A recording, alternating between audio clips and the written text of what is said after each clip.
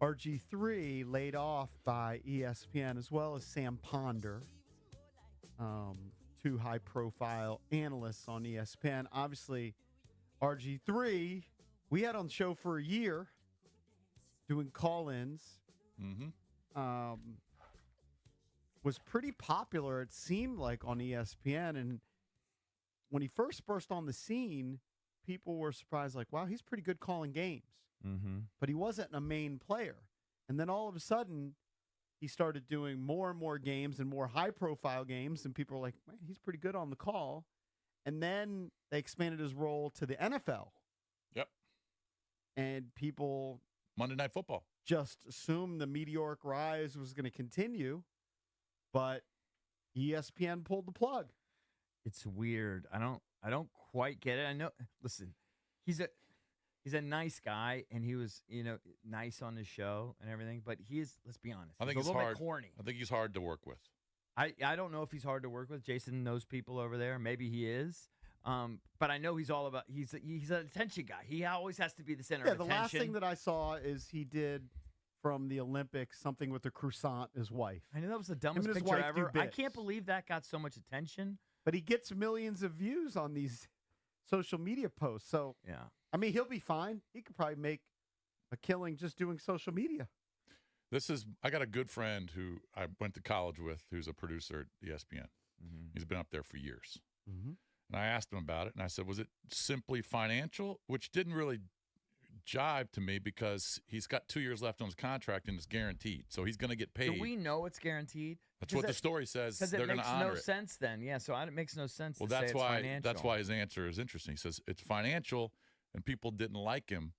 I know you probably spent time with him in D.C. He's just weird, didn't vibe with people. And on SVP shows, SVP calls the shots. It was clear in September he wasn't going to survive that show.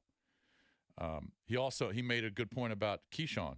When Keyshawn got let go last year, he had just signed an $18 million contract. He got every penny. So they honor those contracts, but for whatever reason, I think it's more than financial. They blew. I think it's how you are viewed by the other talent, by the producers, by management. If you're not liked, you don't last. They blew out a lot of people, though. Remember in the layoffs? I don't know if it was a year or two ago. Yeah.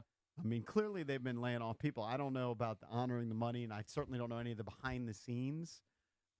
I do think ESPN sometimes worry about their image, and I don't know the specific posts, but companies don't want you diving into politics, and I think he's had some political tweets. Well, Sam Ponder has done that too.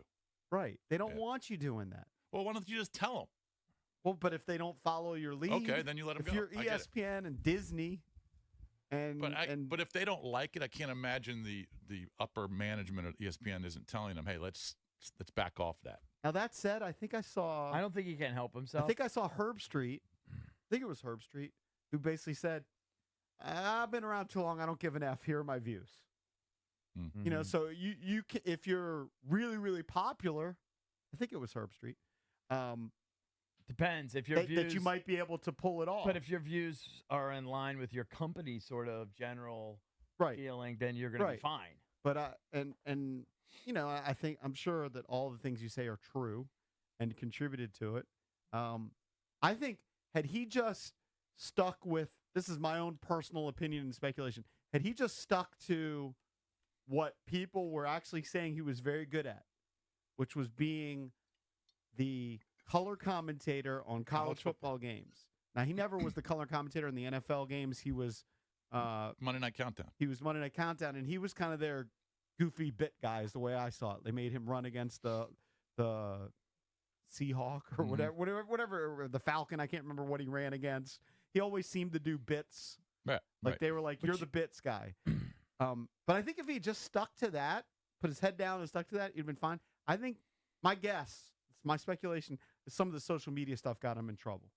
I think that's what makes, because he does over the top social media cheesy stuff. You guys pay attention to that. I don't, but I would say that it's one thing to take him off the NFL Monday Night Countdown, but just let him ride his.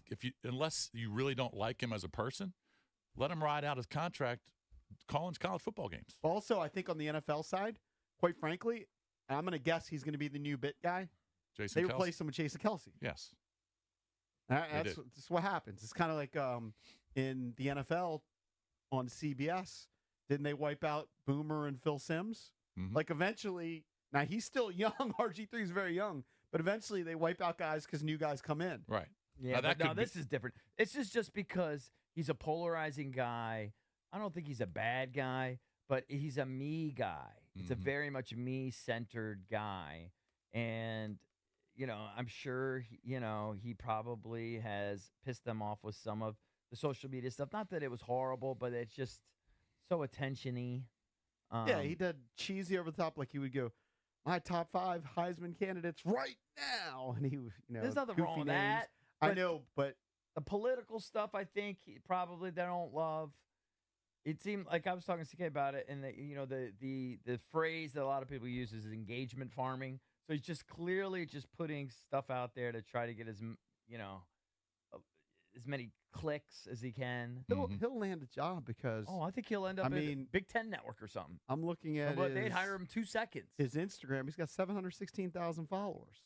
That's a and, like, ton on Instagram. I'm trying to see if I can find out the views, but his view counts are probably humongous. I mean, here the picture with the croissant and his wife.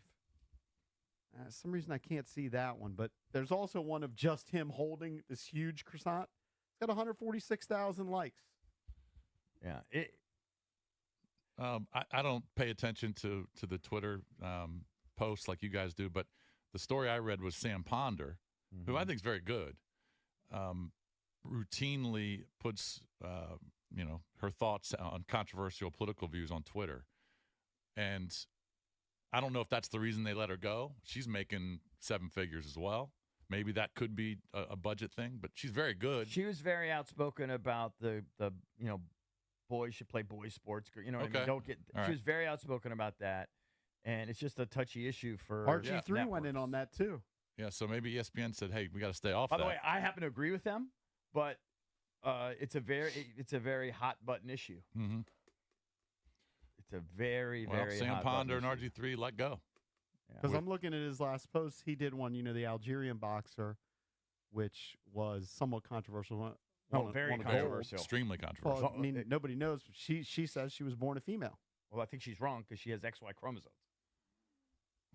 Well, she said she was born a female, raised a female, whatever, and so RG3 commented on that. I'm just guessing, again, speculation. ESPN probably doesn't want you chiming in on that. Right, Stay and away. that's what I'm saying. Is if they Not don't a want team you player. to, you Right. tell them, look, do you want to keep your job? Stay off these controversial topics on Twitter. And if they keep doing it, okay, I can see why they can make that move. That's why it's not completely 100% financial. No, it's definitely not. But and that's Even why though that's what financial- ESPN's saying. I know they're saying that, but But I that's don't wrong. even know why they would say that because when they honor the contract anyway, it makes 0 sense. So I don't know how they can even justify saying that. I know Andrew Marchand reported that. Well, maybe, do you think it was in their contract? It's a guaranteed contract when he signs it? I don't know. I don't know how that works. Probably. But how can you say it's a financial decision if you're going to pay it as a contract? I don't know. It doesn't make It makes sense. 0 sense. Yeah, correct. But whatever. Clearly they pissed him off. And listen, Robert's fine. He's made a lot of money. He's had a lot of endorsements. I think he'll end up at like the Big Ten Network or something. He could be a big superstar there. I'm guessing. I'm guessing Fox will scoop him up. Maybe. I think they were interested. FS1. I think they were interested in him I before. mean, these guys flip flop. Like Shannon Sharp was on Fox, now he's on ESPN. Yeah. Skip Bayless was on ESPN, then went to Fox. I know now he's done, but a lot of them flip flop. He is a talented Keyshawn Johnson, broadcaster. you mentioned, went from ESPN to Fox. The thing is, like you say, if he would just do the games, like he's good at that, but it's not enough for him. He needs Right. more attention. Yep. That's the problem. That's Yep. the problem. If he would just focus on analyzing games and previewing games and stuff, he's good at that, but he just needs more.